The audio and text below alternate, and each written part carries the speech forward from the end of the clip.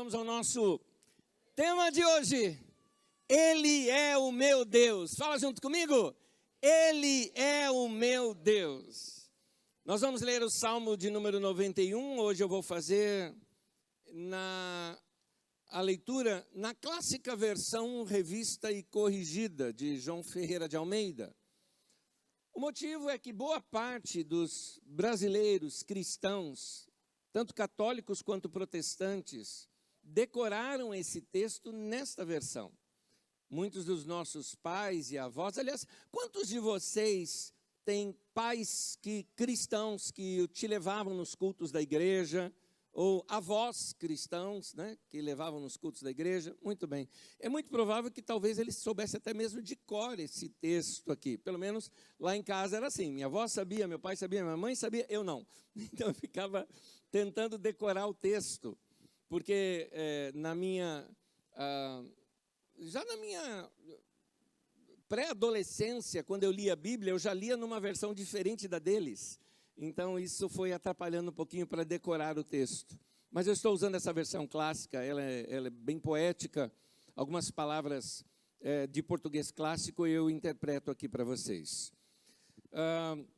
Eu acredito que a simples leitura desse texto, para vocês, por exemplo, que já ouviram esse texto na sua infância, ele vai buscar dentro de nós verdades da palavra de Deus que já estavam ali arraigadas na sua memória. E hoje, ao ler novamente, e também com a graça de Deus aqui entre nós, explicando esse texto, eu acredito que nós podemos despertar aquilo que já está arraigado dentro de nós, gerando fé.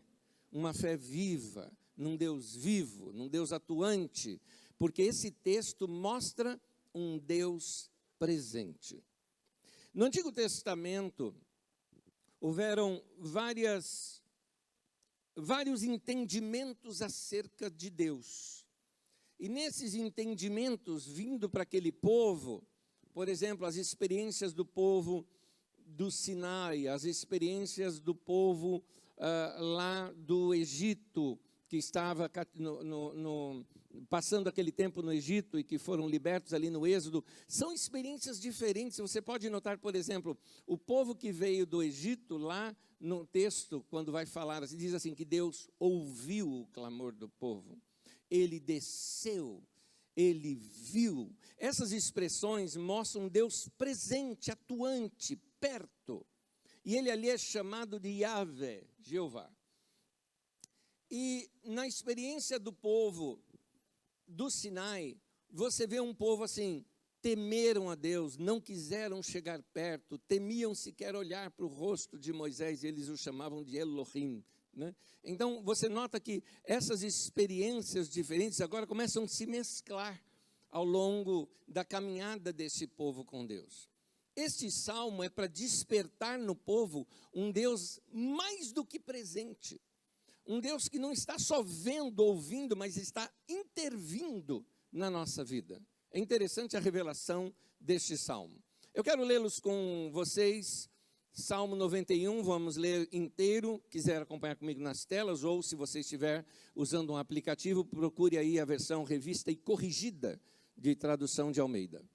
Diz assim: aquele que habita no esconderijo do Altíssimo, à sombra do Onipotente descansará. Aliás, eu vou fazer o seguinte. Nós tínhamos o costume, na nossa pequena igreja batista, onde eu frequentava quando era criança, nós tínhamos um costume de fazer uma leitura que nós chamávamos de leitura responsiva. Alguém sabe o que é isso? Ou já viu isso? Ok, está aí, vocês, dinossauros da fé.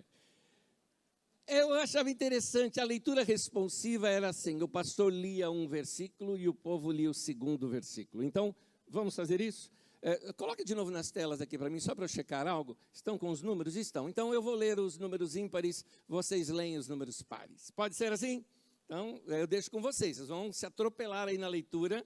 Tenta seguir a cadência que eu estou lendo. Então, eu leio o primeiro versículo, vocês leem o segundo. Eu vou ajudar no primeiro, tá? No segundo, ali no número 2, eu ajudo, do 4 em diante, vocês seguem. Vamos lá. Aquele que habita no esconderijo do Altíssimo, à sombra do Onipotente descansará.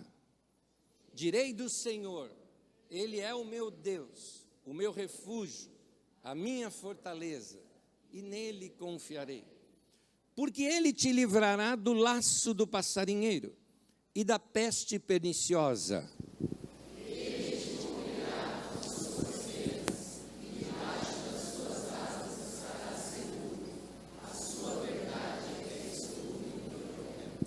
Não temerás espanto noturno, nem seta que voa de dia.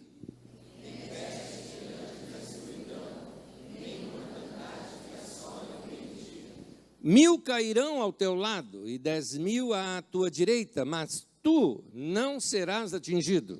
Somente com os teus olhos olharás e verás a recompensa dos ímpios. Porque tu, ó Senhor, és o meu refúgio, o Altíssimo é a tua habitação.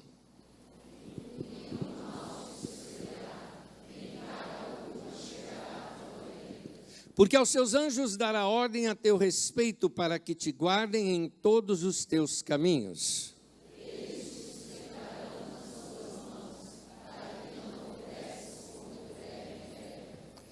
Pisarás o leão e a áspide, calcarás aos pés o filho do leão e a serpente.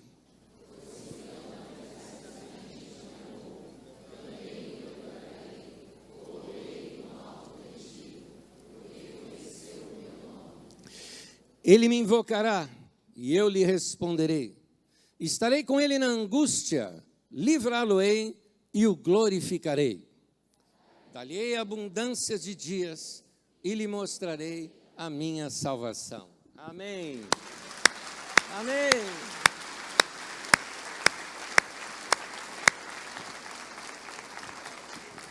Que lindo, voltei na minha infância aqui, gente. Coisa linda. Explicando apenas duas palavras que talvez vocês não conheçam. Broquel. É difícil, né? Broquel. Broquel é um escudo pequeno. Embora algumas traduções trazem como um escudo grande, né? Mas é um escudo pequeno. Eu fui procurar, na verdade, a palavra hebraica na qual foi traduzido essa, e se refere a um escudo muito leve e fácil. Então, o escudo grande e o escudo pequeno, Deus é essa defesa aqui para nós. A defesa tanto do confronto, né? Mentalidade de guerra. Tanto a defesa do confronto, que é o escudo pequeno, que facilmente você consegue defender de espadas, quanto do escudo grande, que você se protege de flechas que vêm de longe. Um outro momento, aparece a palavra áspide aqui. É um tipo de cobra, na verdade, é uma cobra. E ali, quando fala, algumas traduções falam depois, o leãozinho, não é bem que é o leãozinho, é o leão novo, é que o leão novo é mais ágil que o leão velho. Então, por isso que fala depois o leão novo, o leãozinho, e a serpente. Ou seja, ainda que sejam animais mais ferozes e mais ágeis, Deus iria lhe proteger nessa situação. Nós vamos entender aqui esse texto. Vamos entender o texto. Primeiramente, o texto vai nos mostrar ao longo dele 5 aspectos em que a vida humana corre muito perigo.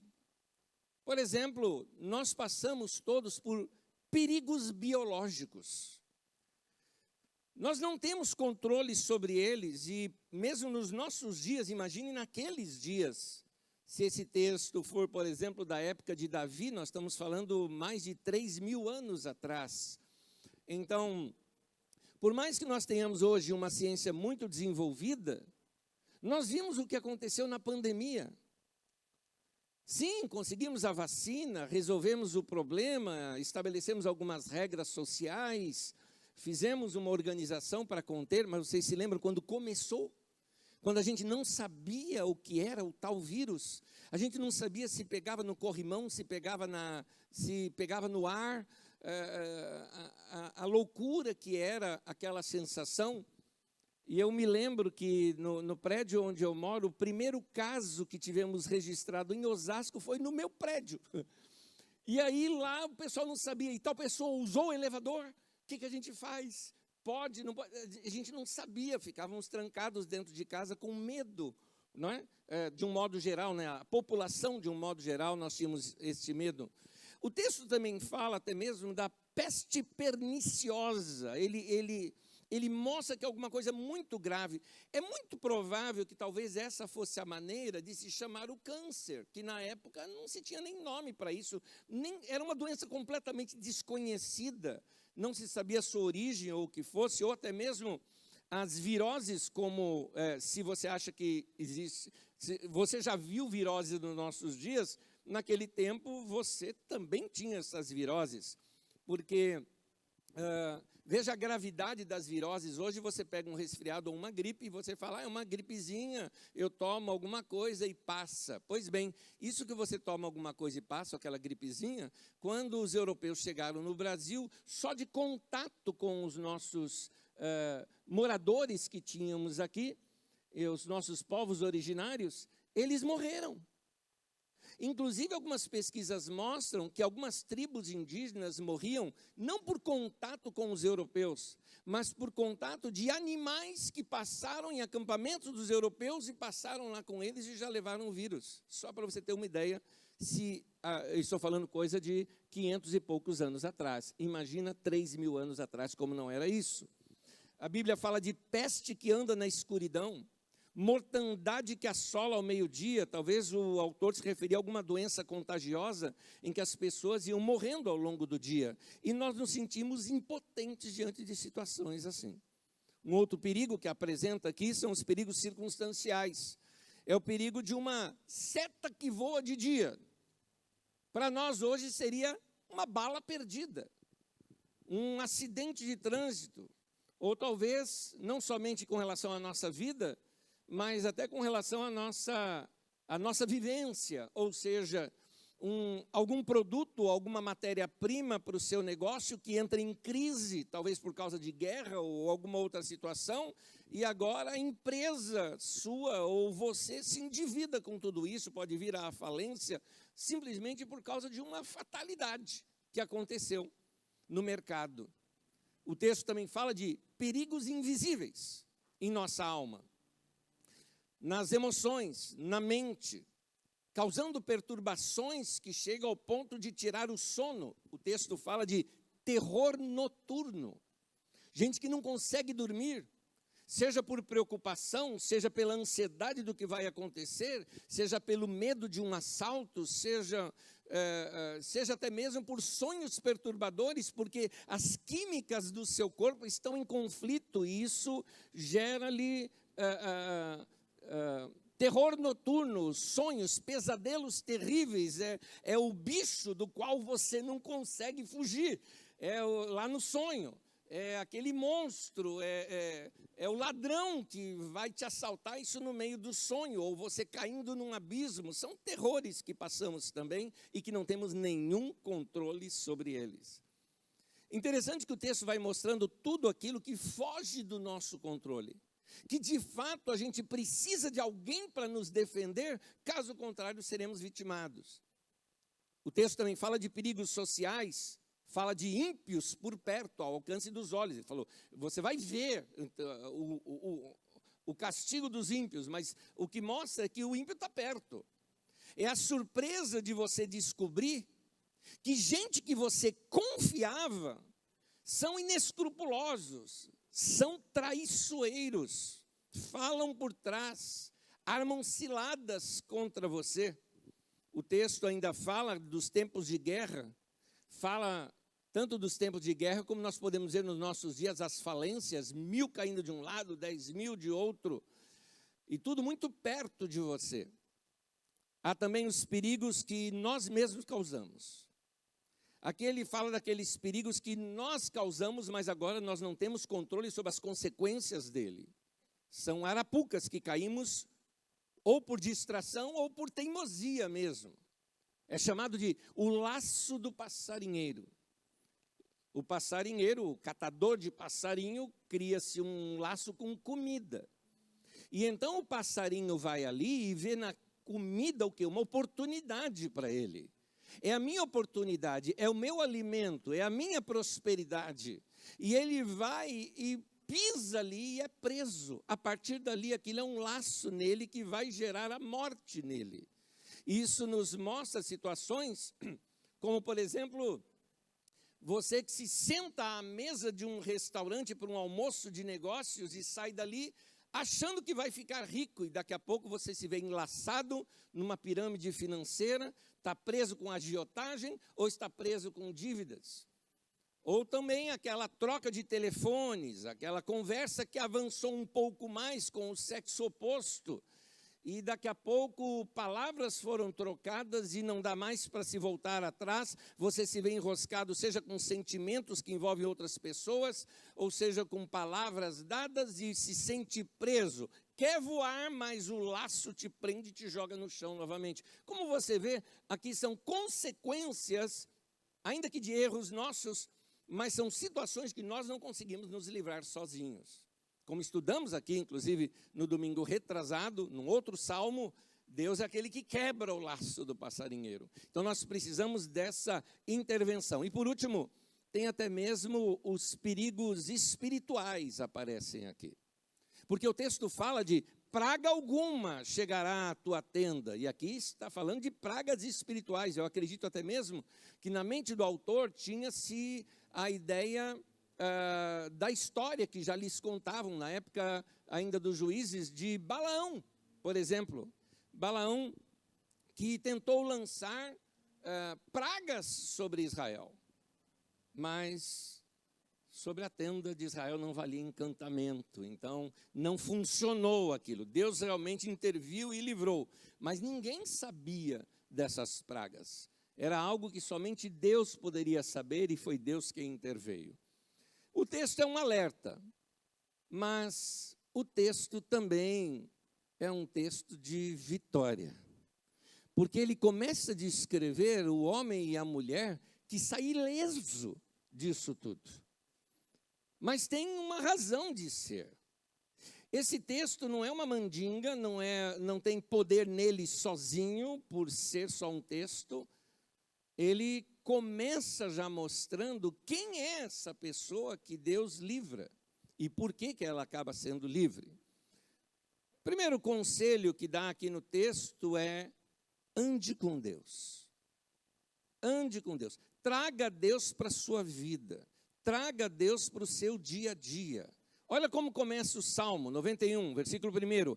Aquele que habita no esconderijo do Altíssimo, à sombra do Onipotente descansará. Ele vai ficar tranquilo ao lado de Deus, porque ele habita no esconderijo do Altíssimo. Note, não é para todo mundo que esse salmo serve. Todas essas mensagens aqui, muito positivas, muito de vitória e de livramento, elas mostram uma condicional, é para aquele que habita. Quando nós lemos a Bíblia Sagrada, nós temos que ver como um todo. No Novo Testamento aparece muito sobre essa questão do habitar, principalmente no Evangelho de João. O próprio Jesus, quando ele veio ao mundo, diz o texto lá em João 1,14, que o Verbo se fez carne e habitou entre nós, cheio de graça e de verdade. O divino se fez carne. E ali está dizendo que ele andou conosco, que ele conviveu. Pega essa palavra dessa maneira que você vai entendê-la melhor. Ele conviveu, ele experimentou a vida conosco. Aqui está falando que Jesus comeu com a gente, que Jesus andou com a gente, que Jesus riu com a gente, que ele se divertiu com a gente. Nos textos bíblicos mostra ele indo em casamento, em festa. Mas mostra ele também pregando, mostra ele tanto expulsando demônios e curando pessoas, como também abraçando, lavando os pés, servindo, brincando com as crianças. Ele conviveu. Esse convívio com Jesus é habitar. Ele habitou entre nós. Então o Salmo nos apresenta o sentido contrário desse. Nós habitando com o Senhor, em que nós vamos até Ele para viver com Ele aqui no mundo. Trazendo isso na prática, o texto fala que aquele que anda com Jesus, segue os princípios de Jesus, que anda na lei do Senhor, ou como diz lá em João 14, 21, aquele que tem os meus mandamentos e os guarda, é esse que me ama. Então, aqui nesse texto não tem jeitinho, não tem aquela de, estou numa enrascada que agora, ó Deus, lê 10 vezes o Salmo 91, faz o sinal da cruz, que Deus vai te livrar. Meu irmão, não tem mandinga, meu irmão. O texto não ensina isso para a gente, ele já está dizendo, você tem que andar com o Senhor. É para andar na lei do Senhor, porque Deus é um Deus justo, é um Deus correto, e um Deus que não vai abençoar o pecado. O pecado, ele é punido. O pecado tem suas consequências. Então, esse salmo não é para aqueles que vão enfiar o pé na jaca, que vão mergulhar no pecado, que vão fazer negócio ilícito, vai fazer prática abominável e acha que vai estar protegido. Faz uma prática abominável, ganha dinheiro ilícito, depois fala, olha, Deus, eu estou dando dízimo aqui para o Senhor do que eu ganhei, porque eu quero ser abençoado. Isso é tentar comprar Deus, e Deus não se vende, meu irmão. Deus é claro, ele falou, meu querido, se você anda na luz, você tem a minha bênção. Se andou nas trevas, você tem entre aspas, a bênção do diabo na tua vida. Então, esse salmo não ensina a gente a viver uma vida arriscada. Por exemplo, se você sabe que a partir daqui tem um abismo, por que você anda na beirada? Você tem que recuar um pouco. Até onde eu posso ir? Por que você quer saber até onde você pode ir? Porque você quer andar no limite? Toma cuidado. É bom lembrar que esse salmo não é uma cápsula de proteção para quem quer se aventurar no mundo e viver uma vida arriscada, fazendo coisa errada e confiando que Deus, de alguma maneira miraculosa, vai livrá-los. Afinal, foi essa a proposta que o diabo apresentou para Jesus na tentação do deserto. Ele leva Jesus para o ponto mais alto ali do pináculo do templo, propõe Jesus pular dali e, numa maneira espetacular aos olhos humanos, ele estaria flutuando no ar, numa cena fantástica, numa cena carregada assim de imagens espetaculares, porque ele estaria sendo carregado pelos anjos. De onde o diabo tirou isso? Do Salmo 91. Ele citou para Jesus. Mateus capítulo 4, versículo 6, disse-lhe o diabo, né? Se tu és o filho de Deus, lança-te daqui abaixo, porque está escrito, lá no Salmo 91. Aos teus anjos darás ordens ao teu respeito e tomar-te-ão nas mãos, para que não tropeces em alguma pedra. Esse texto está no Salmo 91, versículo 11 e 12. Porque aos teus anjos dará ordem a teu respeito para te guardarem em todos os teus caminhos.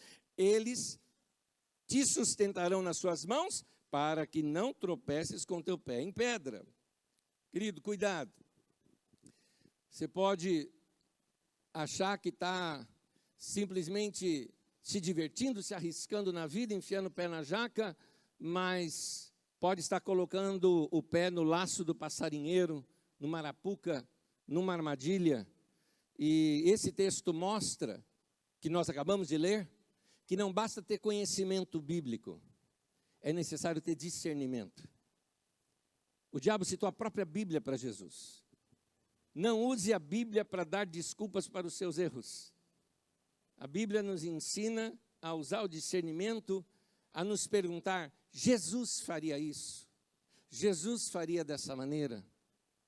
Há um misticismo em torno do Salmo 91. O Salmo 91, ele também não é para ser usado como amuleto de sorte, como pé de coelho católico evangélico. Eu digo católico evangélico porque eu já vi tanto em casas de católicos quanto em casas de evangélicos, a Bíblia aberta na sala, no Salmo 91, para expulsar espírito e dar proteção espiritual àquele lugar. Alguns de vocês já devem ter visto isso. Por alguma razão, a pessoa imagina que aquela Bíblia aberta ali, o Salmo 91, ele emana, né, um odor espiritual, uma energia espiritual que expulsa os demônios, a gente só não sabe no raio de quantos metros, né? Aquilo tudo. Então, é um amuleto, é um pé de coelho, é um amuleto de sorte. E a Bíblia não... Gente, para quem faz isso, deixa eu te explicar algo. A Bíblia não é espada de São Jorge.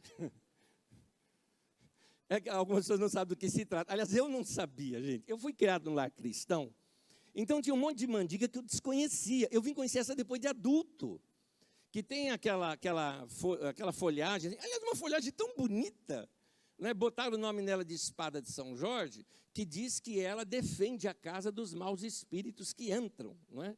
Então, a Bíblia não é isso, gente. Então...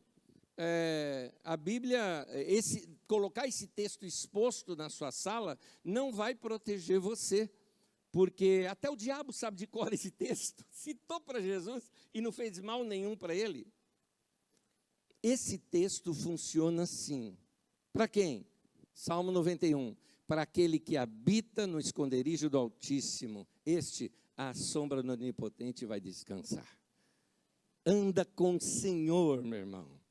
As verdades desse texto, elas passam a ser eficazes quando você habita no esconderijo do Altíssimo. O que é isso? Expliquei. Quando você anda com Deus, quando você convive com o Senhor no seu dia a dia, quando você anda na lei do Senhor, quando você faz o que é certo, quando você está andando em santidade, quando você tem um compromisso com o teu Deus.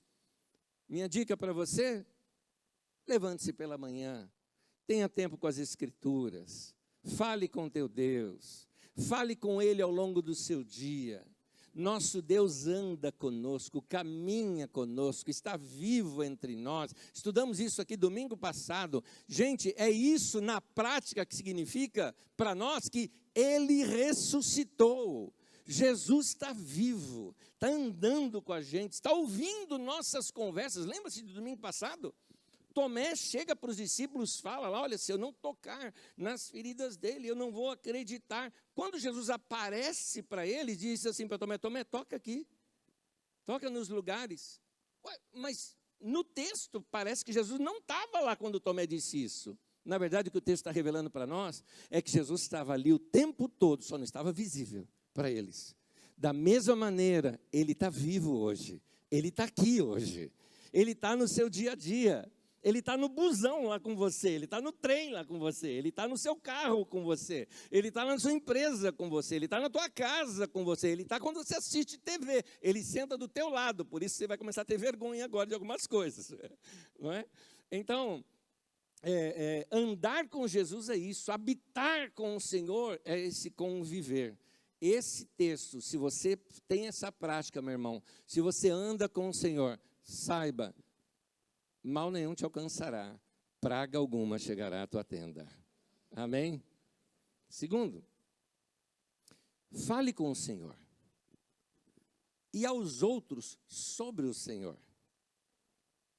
Eu não bolei muito bem essa frase, mas o que eu queria dizer com isso é, fala de Deus o tempo todo.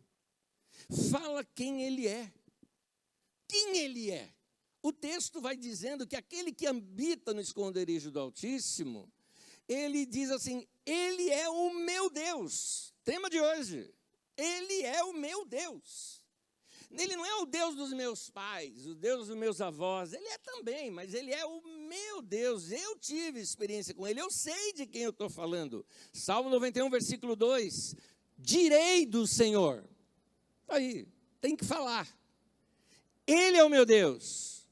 O meu refúgio, a minha fortaleza, e nele eu confiarei. Tema de hoje, Ele é o meu Deus. Ele não é o Deus do meu pai, Ele pode ser o Deus do meu pai, mas Ele é o meu Deus. Tem muita gente que, assim como os israelitas lá no Antigo Testamento, eles se relacionavam com Deus, chamando muitas vezes assim, o Deus de nossos pais.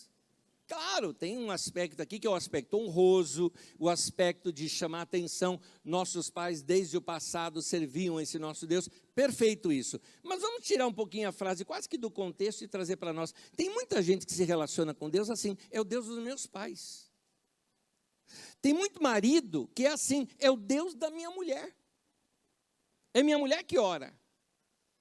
E você às vezes faz isso na igreja. Ah, é o Deus do meu pastor, porque é o meu pastor que ora. Ou é a irmã do círculo de oração, né? A irmã da oração, como às vezes a gente chama assim, né?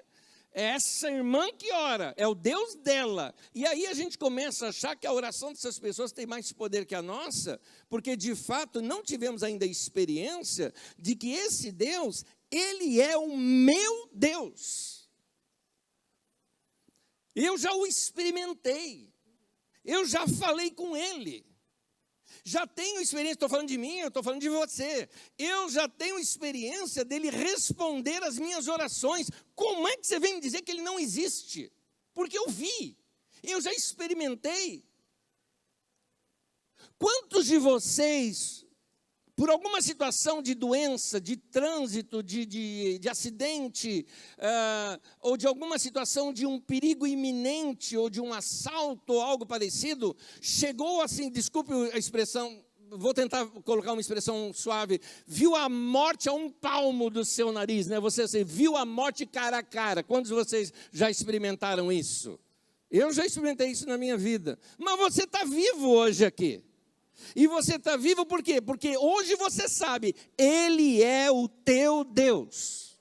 Ele é o teu Deus. E o texto ainda fala, ele é a minha fortaleza.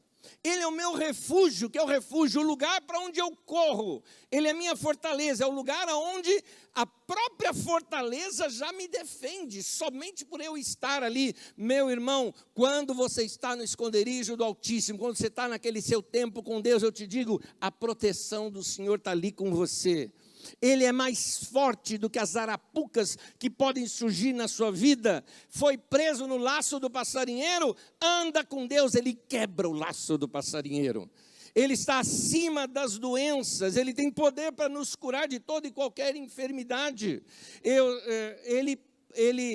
Sou eu andando com ele, fazendo o que é certo, então estou seguro.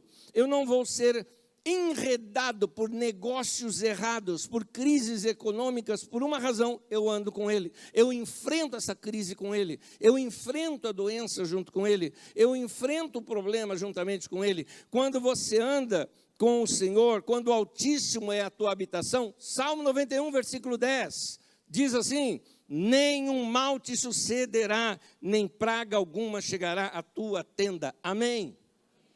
Meu irmão, para de ter medo de feitiçaria contra você. Para de ter medo. Ah, pastor, alguém fez uma obra lá de feitiçaria na porta da minha casa e colocaram o meu nome ali. Meu irmão, nenhum mal te sucederá, praga alguma chegará à tua tenda. Creia na palavra de Deus, creia no Senhor. E aqui o texto nos mostra que esse que crê, ele confessa o que crê. Ele fala o que crê. Versículo 2, direi do Senhor, ele é o meu Deus, o meu refúgio, a minha fortaleza, nele confiarei. Nossa, eu vou dizer isso, eu vou falar isso. No domingo passado nós estudamos aqui sobre a ressurreição de Jesus, e nós lemos aqui o texto de Romanos capítulo 10, versículo 9. Diz assim, se com a tua boca confessares Jesus como Senhor, e em teu coração creres que Deus o ressuscitou dentre os mortos, serás salvo. Note, tudo começa com a tua confissão. Mas é importante você saber uma coisa. Eu sei que tem gente aí que valoriza demais a questão da confissão. Guarda bem isso.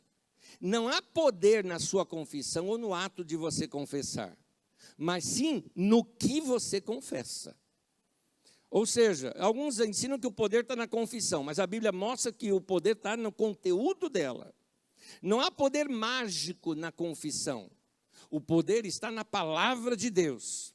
Mas para você que confessa a sua fé em Deus, é interessante algo aqui. Deus vai se tornando para você do tamanho da tua confissão acerca dele. Deus não muda. Deus é Deus. Deus é o Altíssimo, ele é tremendo em toda a terra.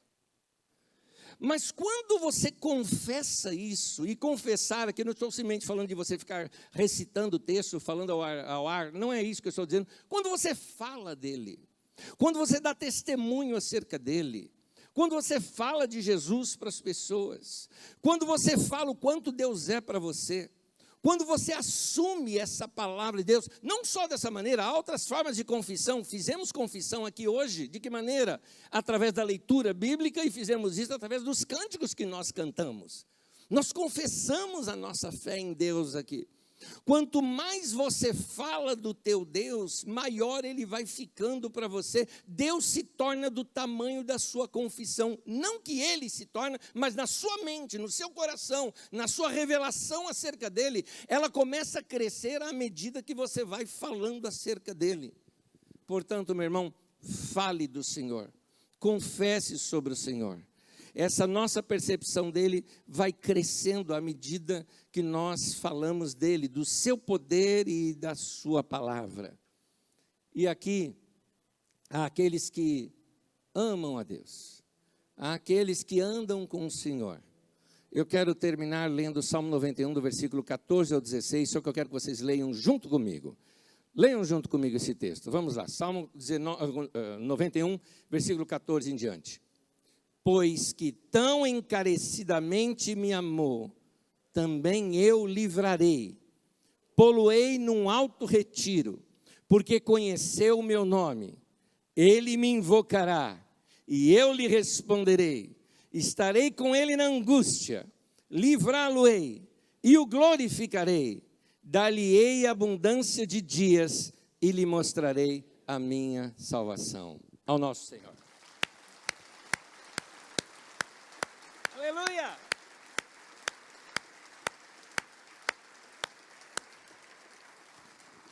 Convido você a ficar em pé, eu tenho um último texto para ler com você. Ainda falando do texto anterior, eu acho interessante o fato, alguns detalhes aqui desse texto eu queria destacar. Ele diz assim, ele me invocará, e eu lhe responderei. Vocês perceberam que muitas vezes, quase todas, quando eu estou orando em público, eu sei que no particular eu não preciso dizer isso para Deus. Eu falo em público porque eu sei que isso causa fé no coração dos meus irmãos, mas não é palavra mágica, é uma sinceridade, é uma experiência minha pessoal que eu quero que você aprenda. A oração ela pode ser didática também. Salmos são orações, eles também são didáticos para nós. E é uma frase que eu uso, que eu falo assim, eu sei que o Senhor nos ouve. Por isso eu já te agradeço. O texto aqui fala, ele me invocará e eu lhe responderei. Fala com Deus, meu irmão. Ele está dizendo, eu vou te responder. Fala comigo, eu vou te responder. Outra coisa que o texto nos fala, estarei com ele na angústia. Esse texto não está dizendo que a gente não passa por problema. Se ele vai te livrar do laço do passarinheiro, é porque você cai. Algumas vezes nessas tramóias da vida. Se ele te livra da seta que voa de dia, é porque de vez em quando tem coisa sendo atirada contra você. Se aqui o texto nos mostra que ele vai estar conosco na angústia, significa que a gente passa por momentos angustiantes. Mas ele completa, livrá-lo-ei e o glorificarei. Você vai sair melhor daquele momento que quando você entrou. Eu amo esse texto quando fala, dar-lhe abundância de dias. Eu não acredito que seja somente na questão de tempo que a gente vive, mas dias abundantes. Ou seja, o prazer, a alegria de estar vivo, as experiências que temos com Ele na vida, uma vida qualitativa. Mas o texto ele começa dizendo, porque tão encarecidamente me amou de tão bom coração. João 14, 21, eu termino com esse texto, diz, aquele que tem os meus mandamentos e os guarda, esse é o que me ama. Quem me ama? Aquele que tem os meus mandamentos e os guarda. E aquele que me ama, será amado pelo meu Pai, e eu também o amarei e me manifestarei a Ele. Você vai ter manifestações de Jesus na sua vida. Eu acho interessante um texto bíblico quando fala sobre hospedagem, inclusive, e diz: alguns sem saber hospedaram anjos. Algumas vezes Deus aparece para nós de formas muito diferentes. É o próprio Deus que está ali por detrás daquela pessoa falando com você. É Jesus se manifestando, por quê? Porque você o ama. E o ama de que maneira? Praticando a sua palavra, andando na sua palavra, praticando os seus mandamentos. Então, meu irmão, ande com o Senhor, tenha um tempo diário com o Senhor, habite no esconderijo do Altíssimo, e você vai descansar à sombra do Onipotente. Amém? Põe tua mão no peito. Senhor, muito obrigado por cuidar de nós. Nós não merecemos tal cuidado. Conhecemos muito bem as nossas falhas. No entanto, a sua graça e a sua misericórdia, como diz no Salmo 23, tua graça, certamente a tua graça, a tua misericórdia, a tua bondade nos seguirão todos os dias da nossa vida. E habitarei na casa do Senhor por longos dias. Queremos andar, Senhor, como tua casa, como tua igreja, como teu povo. Obrigado por estar conosco todos os dias. Eu oro pelo meu irmão e pela minha irmã, que passa angústia nesse momento, que o Senhor se manifeste a eles, que eles se sintam abraçados, cuidados pelo Senhor.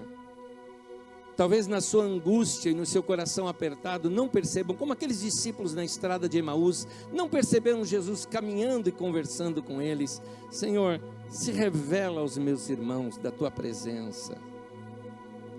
Nós te adoramos, Senhor.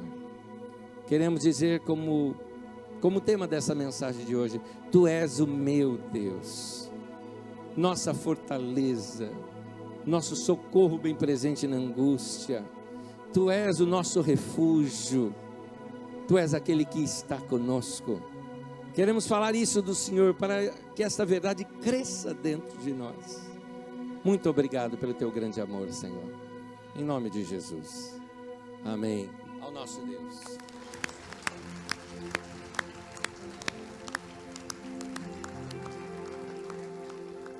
Conselhos finais e a nossa bênção. Primeiro, anda com o Senhor. Habite no esconderijo do Altíssimo. Ande com Ele todos os dias. Segundo, fale dEle.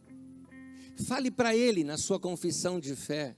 Mas fale dEle também para as outras pessoas. Fale que Ele é o teu Deus. Conta das suas experiências que você tem com Deus.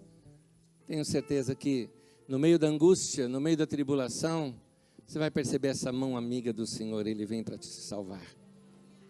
Ele é o nosso refúgio, né? Nosso fortaleza. No meio da tempestade, no meio das lutas, Ele é aquele que vai cuidar de nós. Amém.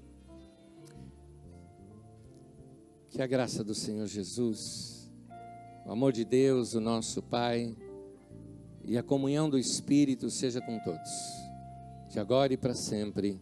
Amém. Deus abençoe, boa semana.